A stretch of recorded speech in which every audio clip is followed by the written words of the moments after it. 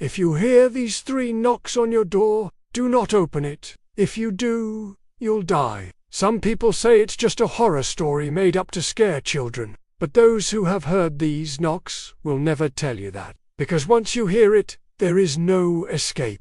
In the dead of the night, when the moon is hidden and the stars are not visible, when even the owls are silent and the wind is still, that's when you will hear it. 3 slow, heavy knocks on your door, as if someone is trying to break it down. And then a voice, a raspy, eerie voice, that seems to come from everywhere and nowhere at the same time. It doesn't speak any language that you know. It hisses and growls, but you can feel its anger and its presence all around you. And then it screams, "Let me in! Let me in!"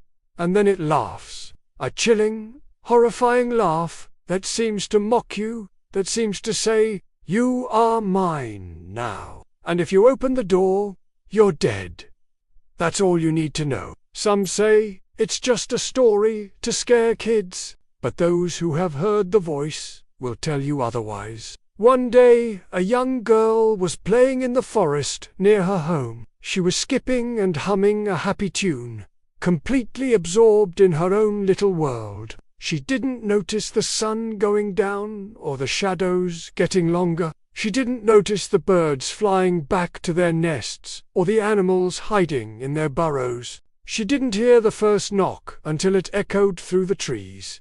Then she started to run, her heart pounding in her chest. She ran as fast as she could, but the sound of her own breathing was louder than the knocking. So she kept running until she came across a clearing, and in the middle of the clearing stood an old, dilapidated house. The windows were dark and empty, like the eyes of a skull. The door was a gaping maw that seemed to swallow the light, and as she stared at it, she heard it again. The knock, knock, knock, and then a voice. A terrible voice that seemed to slither out of the house and coil around her heart. "Let me in!